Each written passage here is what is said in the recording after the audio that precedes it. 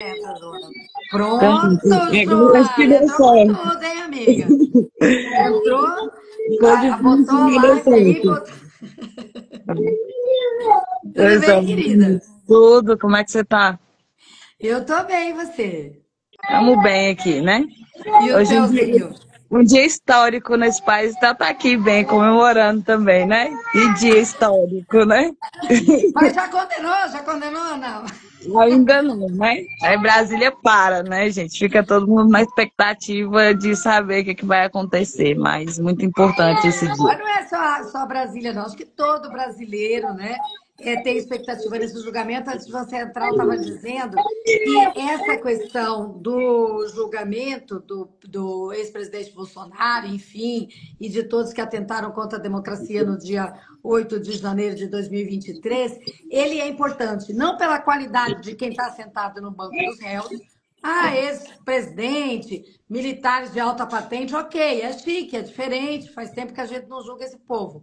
Mas é especialmente histórico porque vai comprovar que a democracia brasileira, que as instituições brasileiras estão em pé, né, são estruturadas o suficiente para levar a julgamento com as regras da nossa justiça, ou seja, ampla defesa, contraditório, enfim, com tudo que tem direito, mas vai para o banco dos réus aquele que comete crime, qualquer crime, inclusive um crime bárbaro, como vários crimes bárbaros que eles cometeram, né? Então, acho que assim, é o julgamento que definitivamente mostra que o Brasil tem uma democracia consolidada, que as nossas instituições são fortes, capazes de enfrentar, inclusive, as pressões internacionais feitas por quem se diz a maior, né, potência econômica mundial, política mundial, mas que o Brasil não se curvou, os nossos juízes não se curvaram, não vão se curvar, e a gente tem que dar muita força para o STF, para os juízes brasileiros, para as instituições da democracia brasileira, para mostrar ao mundo que uma democracia que tem respeito julga os que estão em conflito com a lei da mesma forma e da mesma ordem, sem nenhuma distinção, sem nenhum favorecimento. Não é porque é o Bolsonaro, filhinho de papai e tal, que é um bando de militar aí que passou a vida inteira sendo, né, com privilégios, que nós vamos, ou é ameaça dos Estados Unidos que nós vamos fazer um julgamento diferente Mas daquilo que para está nós, previsto.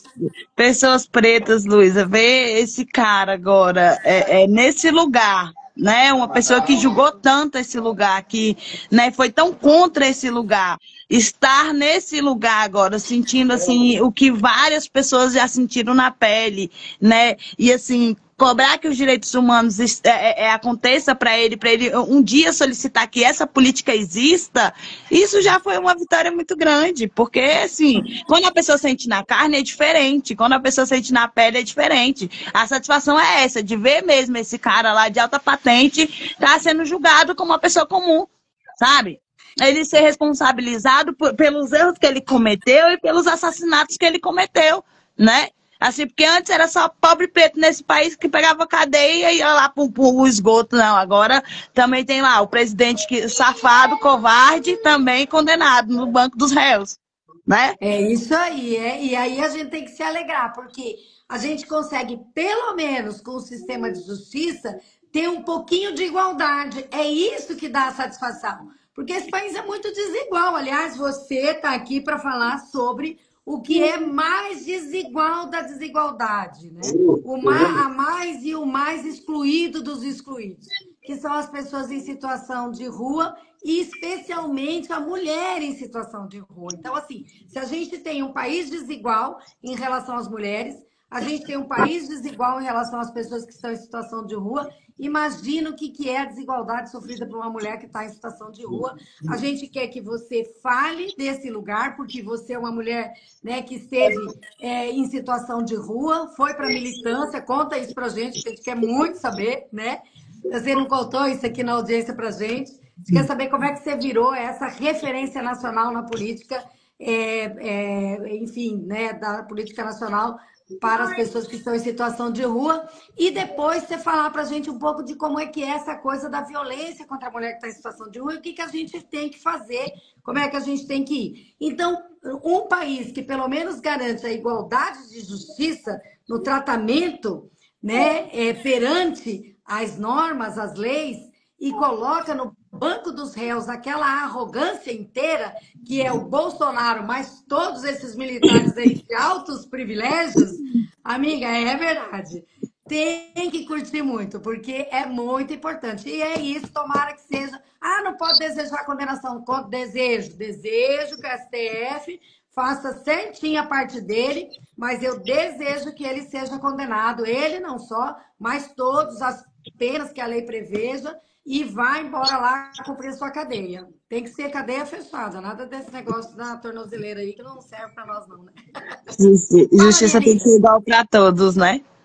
A justiça deve ser igual para todos, isso é um grande exemplo, né? A gente tem um STF totalmente diferenciado agora. Sim, eu acho que é isso. O caminho é Eu esse, também acho. para um dia a democracia ser igualitária nesse país, de fato. Mas Mas a gente tem que cuidar, hein, Joana? Não adianta não achar que nós chegamos no paraíso. Ó, gente, vai tremer um pouquinho porque eu vou dar uma mudada aqui. Mas vai, Joana, fala para nós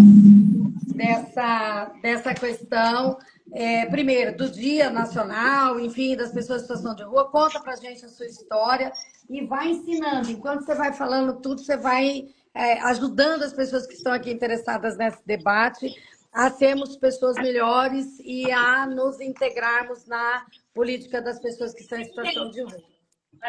é, eu sou uma mulher com trajetória de rua, né? Eu vivi situação de rua durante 10 anos da minha vida, né? É, 10 anos, Joana. Quantos é, anos você tem? eu agora fiz 40, né? No último dia 14 Com eu fiz essa 40. carinha. Tô com 40 anos e 10 anos aí foi na situação de rua, né? E, assim, eu sofri as violações de direitos, todas as violações de direitos humanos que um ser humano pode sofrer. Inclusive, as forças de segurança são os maiores violadores de direitos humanos da minha história de vida, né? E assim, quando a gente vem se orgulhar da justiça ser feita e de ter igualdade social nesse país, é sobre isso, é falar desse lugar, né? Falar do lugar que você sofre, que você viveu na prática as questões, né? Quando você vive na prática é diferente. E, assim, eu conheço o Movimento Nacional de População de Rua a partir do ano de 2015, né? Durante o terceiro Encontro Nacional da População em Situação de Rua, que aconteceu aqui no DF. E ali eu fiquei meio ali perto das coordenadoras, do pessoal que fazia a militância aqui, mas eu não aderi muito ao movimento, porque nessa época estavam acontecendo muitas coisas ao mesmo tempo na minha vida. Eu perdi os meus filhos, voltei para a situação de rua, voltei a fazer uso de substância e fiquei um pouco perdida ali durante um tempo, mas um ano só que eu passei mais novamente, né? Mas aí eu consegui um emprego e saí, engravidei também de uma filha que eu tenho que tem 8 anos, e aí eu comecei o meu processo de fato, né, de saída, né? Eu fui trabalhar no serviço de abordagem social, trabalhei uma vez em um projeto, né, que chamava Cidade Acolhedora, depois saí desse projeto e vim para ficar na casa mesmo, mas eu ficava indo e voltando, porque é muito difícil, né, você superar a situação de rua cada dia, né. A rua tem muitas coisas que são mazelas, que são ruins, mas há vínculos, né, há os momentos entre as pessoas de troca, né, então de humanidade, essas questões assim que a gente acaba criando mais vínculo e dentro da sociedade, entre aspas, a gente não consegue se identificar, né, aderir muito ao social e tal. E aí demora um tempo, né? Você indo e voltando, você vai capengando ali para poder se segurar fora da rua. E Primeiro aí, que na sociedade, né? Porque tudo são sociedades. A gente é muito recusado, né? Sempre, né? Você sim. é recusado porque você é mulher, você é recusado porque você é negra, você é recusado porque você é pobre, você é recusado porque você não tem informação, você é recusado porque você. E aí? Como é que você se encontra, né? Se você é recusado, né? Sim, esse lugar assim, de ter um encontro, né, social é muito complicado. E assim, isso que faz retardar o processo, né? Porque você precisa de muita ajuda, você precisa de muita força. E assim, é isso que hoje a gente exige, que a gente cobra, assim, que eu cobro, enquanto militante de movimento social, para que o Estado faça com as outras pessoas. E assim, eu fui conseguindo porque eu fui manejando e assim, essa filharada que eu tive me deu muito gás, muita força para continuar a ser a pessoa que eu sou, né? Aí construindo o meu processo de saída, né? E assim, dos últimos anos o movimento fez muito parte desse papel, né? Hoje eu não sinto vontade de voltar para a situação de rua, assim, não é agradável para mim, né? Um espaço que eu me sinto, que eu me veja novamente, né? Lógico que a troca, acabei de vir, né? Tava conversando com a galera, acabei de chegar em casa e assim, faço isso sempre que eu posso, de fazer a escuta, de conversar, de ir no território, de saber o que está acontecendo de nosso direito, de ver como é que está o cotidiano das pessoas, de escutar as mulheres principalmente, assim, que então como missão isso, né, de empoderar outras mulheres, para que outras mulheres venham para esse lugar, para esse espaço, que elas saibam se proteger, e poder fluir também e conhecer outros lugares, né? E são muitos saberes, muitas pessoas diferentes na rua, que é muitas trocas, é uma coisa curiosa, mas de que você querer conhecer as pessoas que estão na situação de rua, né? E assim, os motivos que as levaram para lá. Só que a gente não, assim, a gente enquanto movimento não vai com esse pensamento de saber os motivos, né? O Estado mais que vai com essa questão dos motivos. A gente vai mesmo por causa da troca e isso é muito importante.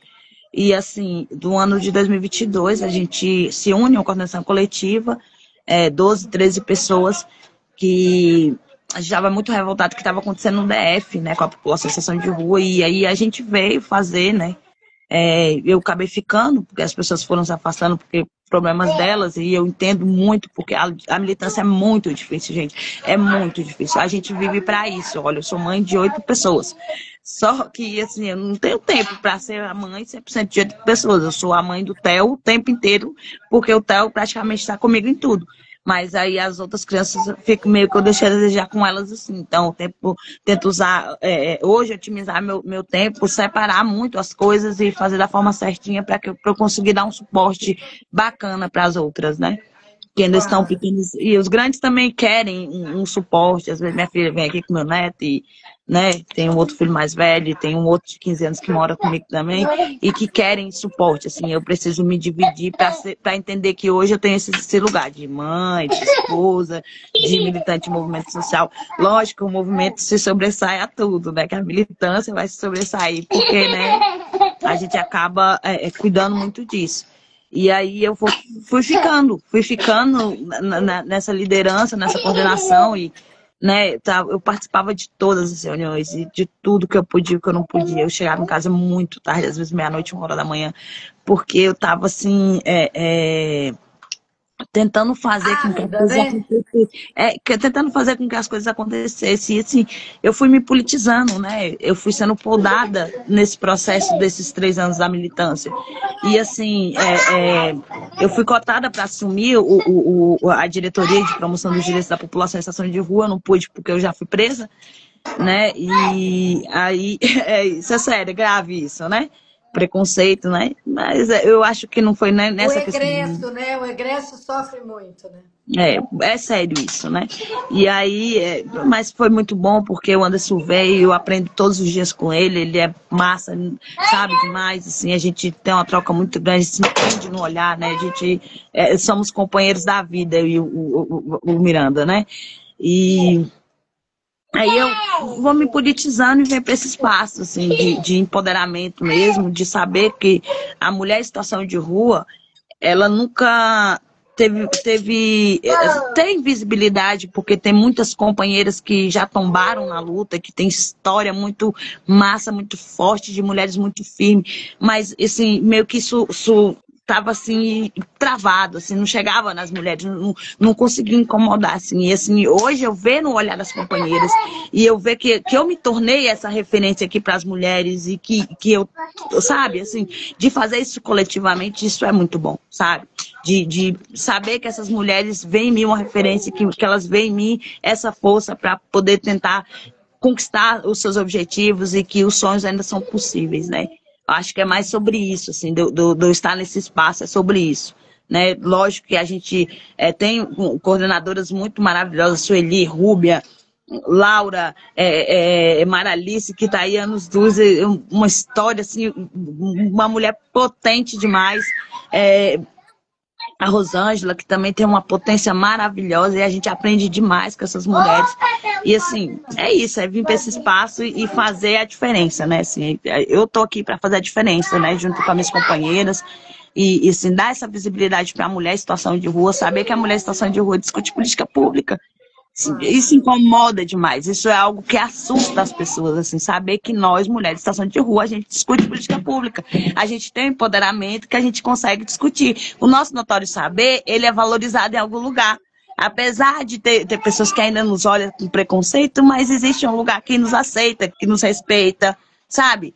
Que é essa sociedade da população de rua e essa sociedade que tem empatia com as causas, com as lutas, né? Eles vão nos aceitando e a gente vai entrando, a gente está ganhando espaço. A gente tem colocado a pauta da mulher em situação de rua, que era muito invisibilizada nos espaços. Isso é muito importante, né? Isso é foda. Isso é muito bom. E é isso que a gente queria fazer no dia 19, enfim, mas a gente soube que você estava correndo em tudo quanto é tipo de espaço, e Congresso Nacional, e evento e tal. Mas a gente está fazendo com muito prazer hoje, exatamente com esse objetivo, sabe? Primeiro, dar visibilidade a uma mulher como você, que é uma mulher que está na luta, né, pelas pessoas em situação de rua. Esse é o Theo. Aí, o Theo já está aí. Esse então... é o Theo, quem chegou aqui. Ele veio pegar o TT dele. Agora ele veio para a live. E depois você falar isso para a gente, né? Falar que tem muitas outras que estão aí em luta, né? Que é importante que a gente mostre cada vez mais. O espaço que a gente está fazendo aqui é para mostrar. Mas o que eu queria falar com você especificamente é sobre a violência. Claro, a pessoa que está em situação de rua está em situação de violência o tempo todo, né?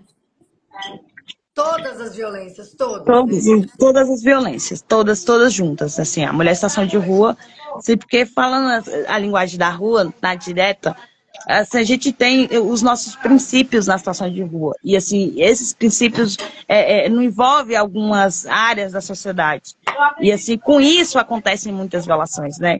E assim, tanto que nas minhas falas, para não excluir os meus irmãos que estão na situação de rua, que são homens, a sua maioria, né, que acabam colocando cela e tutelando as mulheres em situação de rua, eu acredito que tem que modificar o pensamento desses caras, né, que esses caras têm que cuidar das mulheres. Assim, nos espaços que eu vou, que eu vejo que tem muita violação em relação às mulheres em situação de rua, é isso que eu coloco, né, que os caras têm que cuidar das mulheres. Mas existe muita violação. A violência social, a violência institucional, a violência gestacional, a violência de você não poder ter convívio familiar. Já pensou você gerar uma criança, que é algo muito complexo, sabe? Você vê alguém crescer dentro de você, mudar o seu corpo, pesar o seu corpo, todo o contexto de uma gravidez, que uma gravidez não é isso tudo que às vezes as pessoas ficam falando. Lógico, é bom estar grávida, entre aspas, sabe? Você engorda, o corpo pesa, é uma coisa chata, você fica enjoada, estressada. Tem os rompantes, as coisas ruins da gravidez. E assim, você passa por tudo aquilo numa situação de vulnerabilidade social, de estar na situação de rua, e aí quando você chega dentro de um equipamento público para poder ter esse filho, você tem ele retirado de você. Você tem ele arrancado, ele roubado de você. Isso é surreal, assim. Eu não entendo como um juiz, ele pode... assim, é só um cara mesmo que ele nunca gestou, nunca vai parir, que ele pode pensar na cabeça dele que ele está fazendo bem para a criança, sabe? Assim, separar essa família, separar as famílias. Eu acho algo assim muito covarde, muito cruel com as mulheres em situação de rua, né? Assim, tirar esse direito à família. Isso causa muita depressão e acaba afundando a mulher na situação de rua. Isso não é só em relação às substâncias, não, gente. Porque 30% só da população em situação de rua é usuária de substância. Sabe? Não são todas as pessoas. O que mais leva as pessoas para a situação de rua hoje são conflitos familiares. E as mulheres estão vindo muito para a situação de rua por causa da violência doméstica, que as pessoas não incluem nós, mulheres em situação de rua, nessa questão. Porque quando se fala de violência doméstica, automaticamente separa nós, mulheres em situação de rua. É violência contra a mulher. Porque a gente precisa se sentir inserida nas políticas, até ao falar. Sabe? Essa questão de a gente saber se referir ao outro é muito importante, porque esse lugar sensível de ser uma mulher com trajetória de rua, para algumas pode não ser como eu vejo, como eu sinto, né? Às vezes falam muita bosta para mim e eu já fui destratada e sofri preconceito em muitos lugares que eu às vezes nem ligo, não tô nem aí para o que a pessoa falou. Eu só quero fazer ali a minha parte de dar visibilidade para a rua e pronto. Mas, e assim, quem tá à minha volta que mais se incomoda quando acontece esse tipo de situação. Então, são várias violências que as mulheres em situação de rua sofrem até hoje, né? Mas que a gente está aqui para quebrar isso, sabe? Para dizer que a gente tem direito à fala, que a gente tem vez, que a gente quer discutir a política mesmo, que a gente quer colocar os nossos anseios nisso, que a gente quer que tenha uma política de dignidade menstrual que proteja uma mulher em situação de rua. Uma política de dignidade menstrual, a gente fala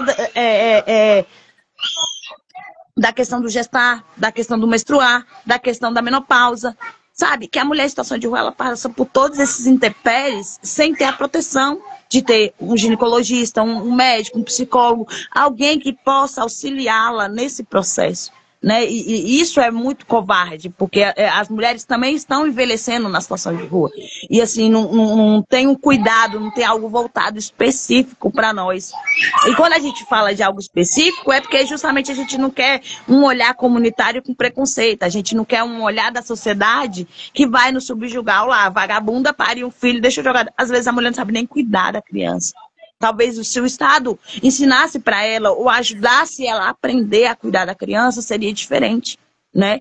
Porque a mulher que eu era há 20 anos atrás e a mulher que eu sou hoje, que eu me tornei hoje, com 40 anos, é completamente diferente da menina, sabe? Perdida, sem pai, sem mãe, sem estrutura familiar, sem ninguém que pudesse proteger, que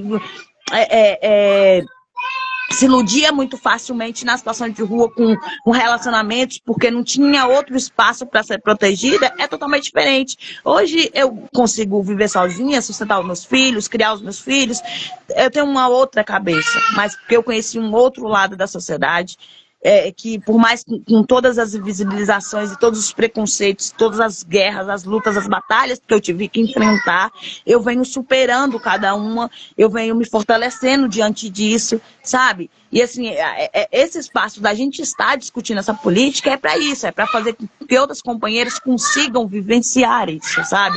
Dentro dos seus lugares, do que achar melhor, do seu mundo, e assim, poder viver em paz, sabe? Poder viver tranquilamente, poder ser respeitada, poder ter o mínimo de dignidade, assim.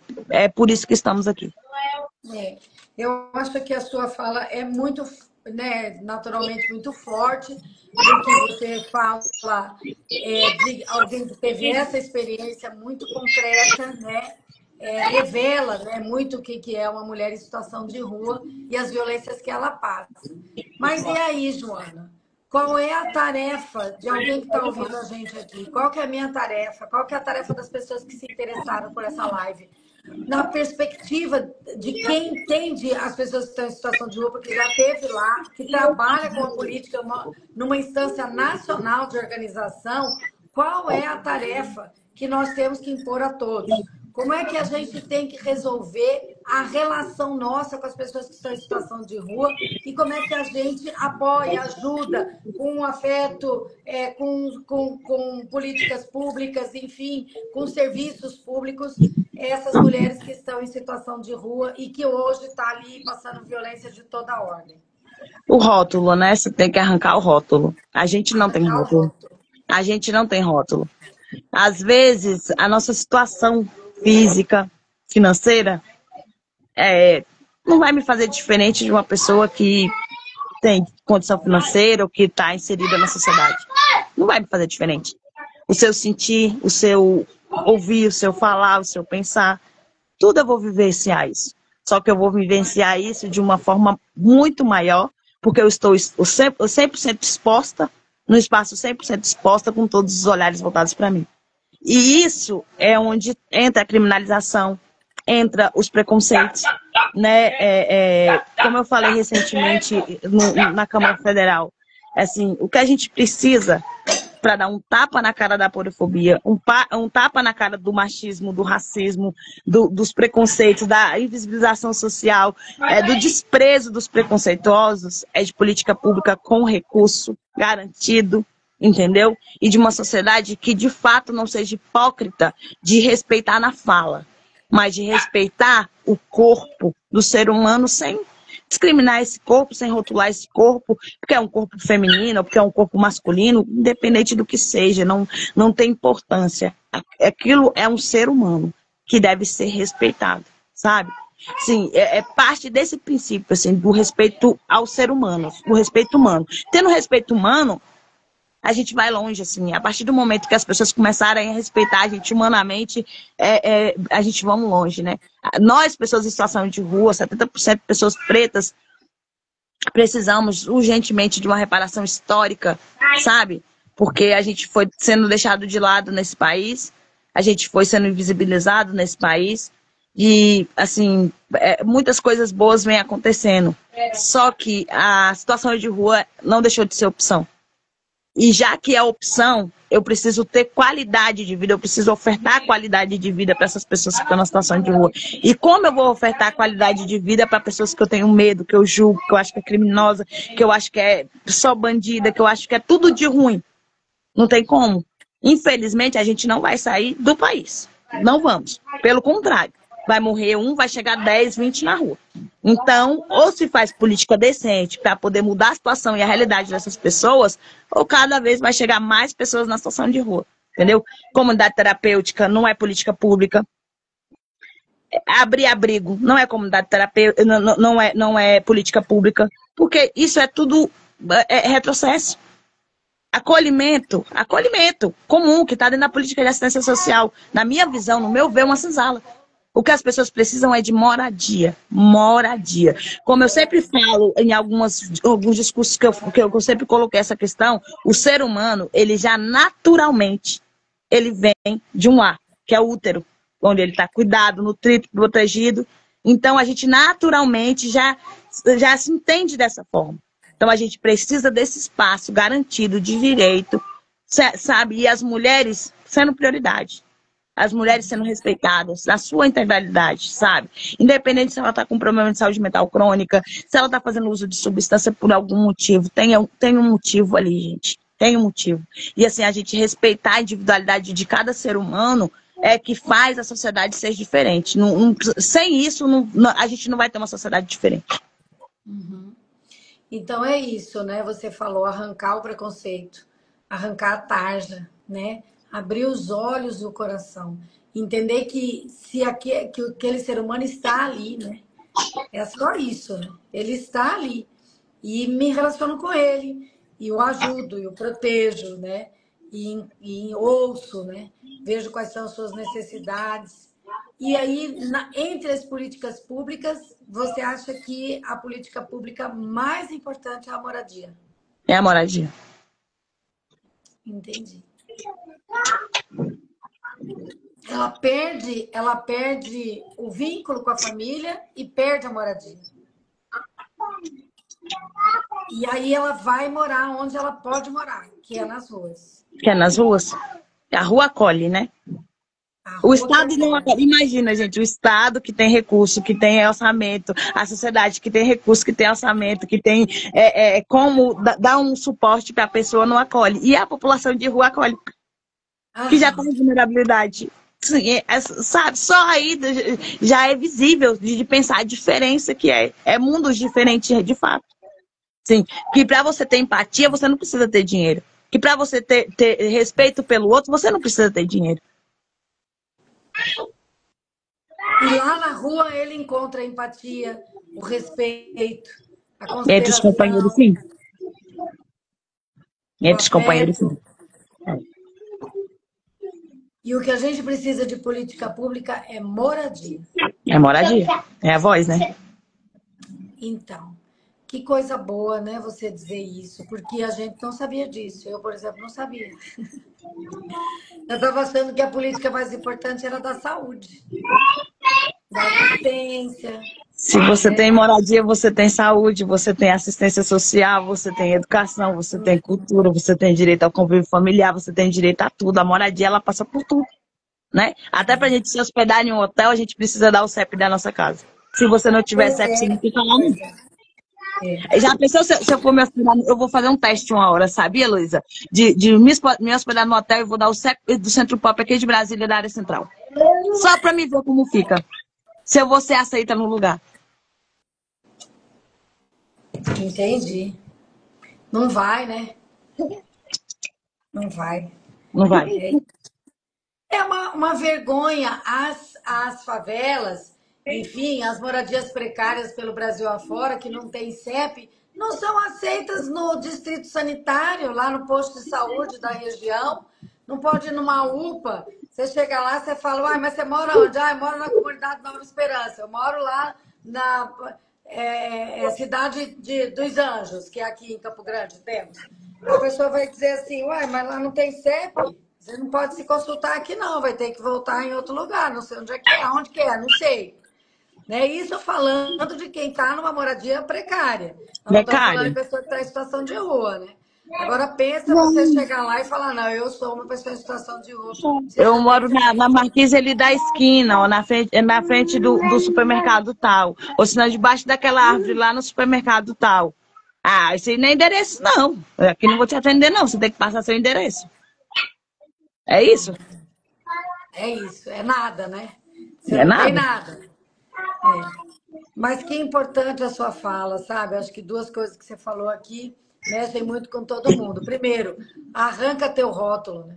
Arranca teu preconceito, enxerga o outro como gente. É só isso, né? Que nós queremos, né? E arranja dinheiro no orçamento. Dinheiro para política pública. Política pública, né, para pessoas em situação de rua. Política de moradia, política de saúde, política de, né, atenção. Cuidado com o negócio das mulheres que engravidam, estão em situação de rua. Chega lá, a assistente social faz o laudo, fulana, situação de rua, né?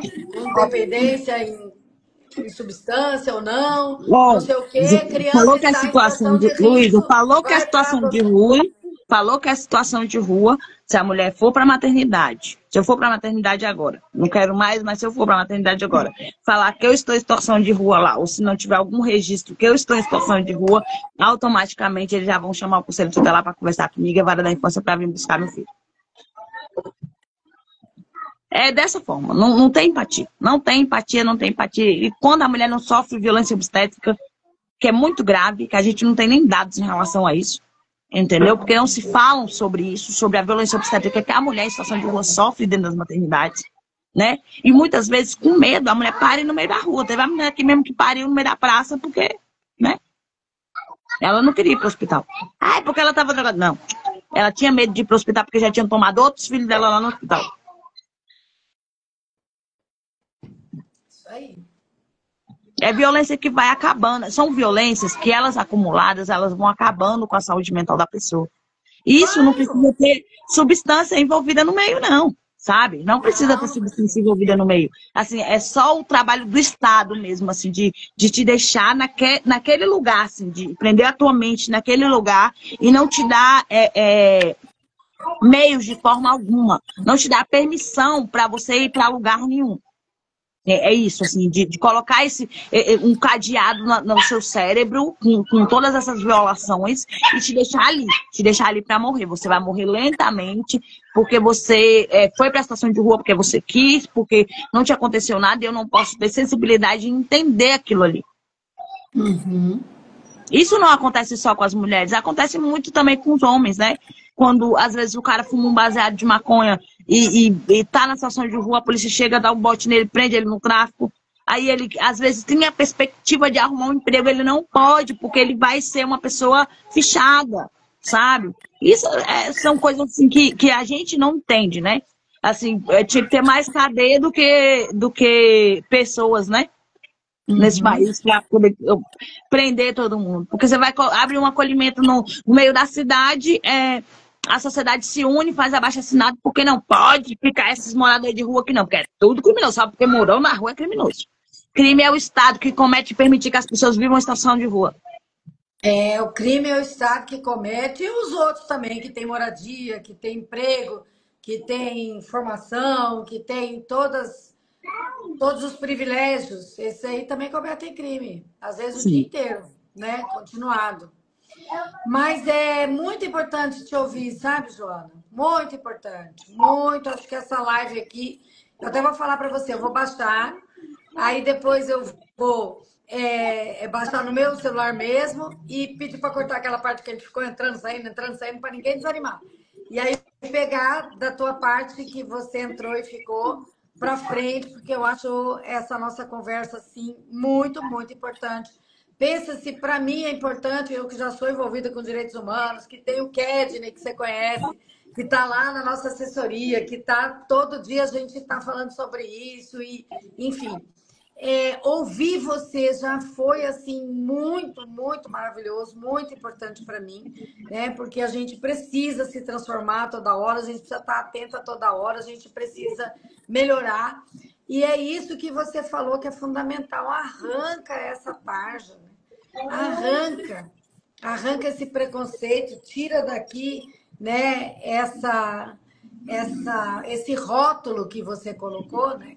Que aquela pessoa é uma pessoa em situação de rua e aí? O que isso significa? Não significa nada, né? É só uma pessoa que é está só uma sem pessoa. moradia, que perdeu os vínculos com sua família, que talvez precise de atenção da sua saúde física, mental, enfim, né, para que ela possa, enfim, né, ser tratada como qualquer outra pessoa. É isso. Que lindo. A vida das pessoas em situação de rua também tem que importar, né? Importa Também tem que muito. importar. Faz parte de ter direito também, isso, né? Poder viver. Deixa Poder eu ver ter essa essa sensação carinha. de Meu papel. Deus! Fala lá com a Luísa, fala. Boa noite. Oi. Oi, mas ele Tá fala bom? já, mas é muito bebê. É, amor, é, amor. É o menino de mãe. É o menino bonito da mãe dele, é. É Ele fica muito passando aí no, gostoso. Ele no, é no bem vídeo do bebezão, Spotify assim, dele. né? E E ele é tá com assim, quantos meses? ele vai fazer 11. Nossa, já tá grandão. Ele veio aqui e tinha 3 meses, sei lá. Ele tinha 4 meses, eu acho. Agora não, Ai, o Theo corre pra todo lado. O Theo anda pra todo lado, o Theo que bagunça em coisa casa, né, Theo? boa! Que É, bagunça felicidade. em casa, hein, neném? Joana, quero agradecer muitíssimo, muitíssimo a sua disposição de vir aqui. Você é super ocupada, militante, mãe, um monte de coisa, corre, sacode, acode para cá, acode para lá. E você arranjou um tempo para falar tanta coisa importante aqui para gente. Como eu te falei, eu vou baixar a live, arrumar cá na nossa parte, vou publicar e a gente vai ver aqui se consegue impulsionar até, né, para que isso alcance outras pessoas, porque a sua fala foi muito, muito importante, sabe? Já é muito importante ouvir uma mulher que teve situação de rua, uma mulher que está num controle de políticas públicas nacionais. Já é gigante ter você aqui. Mas maior ainda ficou essa live depois que a gente te ouviu, né? Lindamente falar, com muita propriedade, com muita assim, em cima do ponto, né? E eu sabia que não ia ser diferente, né? Porque quando a gente traz essa militância que é constituída na luta, né? Ela é uma coisa muito densa, né? Muito real, muito forte, né? E é isso É que muito você intenso. faz. É uma loucura. Amiga, ó, conta comigo aqui em Campo Grande para essa política pública, para tudo, enfim, né? O Kedney está sempre nos colocando nessa discussão aqui, nos ajudando. Enfim, empurra a gente aqui, traz coisas para cá, fala para a gente. A gente também vai te alcançar nos espaços que você estiver, né? O CIAMP aqui está montado, né? O Kedney acho que já te falou. Então tá bacana, tá mandando. É uma administração difícil, que é uma administração evangélica, branca, sabe? Daquela machista que acha que prefeitura tá tudo bem com os ricos e tem que cuidar só deles. E Esse povo é só para Ai, votar, mas sabe? Jesus Cristo também foi o primeiro morador de rua conhecido na história. Outra coisa, ele não pregava em templo, não, nem para rico, não. Esse Jesus que esse povo prega aí é um Jesus hipócrita. Ele não existe esse Jesus, não. Agora, o Jesus de verdade que veio nessa terra, ele veio diferenciado. Entendeu? Agora fica esses caras aí usando a palavra de Deus, a Bíblia Sagrada, para poder meter o migué e ganhar dinheiro nas costas da vulnerabilidade, da desgraça da vida das pessoas. Isso aí tá errado. Para de pegar e falar de um Cristo que não existe. Estão pregando um Cristo que é hipócrita. Cristo não tem esse negócio de querer as coisas perfeitas, não. Pelo contrário, ele veio para os imperfeitos. E é justamente para nós, pessoas em situação de rua, porque ele veio morando na rua. Ele não tinha casa. Jesus Cristo não tinha casa. E aí, como é É que verdade. os caras vêm com as histórias dessas de falar de um Cristo? Que Cristo é esse? Que, sei lá, que Bíblia que eles lêem. A Bíblia deles, né? Que lindeza você! Tudo que você fala é maravilhoso e gostoso de ouvir. Viu, meu amor? Vamos fazer o seguinte, vamos desligar, porque você já falou um monte, enfim, nos ajudou, foi muito incrível. Outra vez a gente te chama, enfim, ou você nos sugere outras pessoas para um papo como esse. E a gente podia marcar um outro encontro. Assim que acabar o julgamento do Bolsonaro, a gente abre uma live só para rir junto, entendeu? Sabe aquela assim? Tá Ah, bom. tá certo, entendeu? Valeu, né? Valeu. É isso. Também a gente tem direito de tirar o sarro um pouco, né, pô? Tem que tirar É, sábado, comemorar. Obrigado, Luísa, pelo tirar o convite, sarro é viu? pouco pelas maldades, né? Pelas crueldades que esse Bolsonaro fez durante toda a trajetória dele, ocupando o espaço público, ocupando as políticas públicas, atrasando esse país e se atrevendo contra a democracia, que é o que foi muito, muito, muito mais grave. Quem é que ele pensa que é? Que vai pegar o gabinete pago pelo nosso dinheiro, vai pegar as forças públicas pagas com o nosso dinheiro e vai contrariar a vontade do povo? Ah, meu querido, mas não vai mesmo. O Brasil te deu uma lição para todo cara que é baseado aí só no autoritarismo, na brutalidade, né? Você vê como que é justo o mundo? Parece que roda do jeito certinho, né?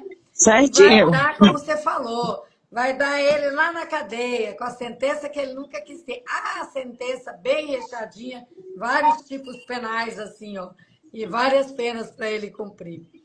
Um beijo, minha linda, um beijo na gurizada.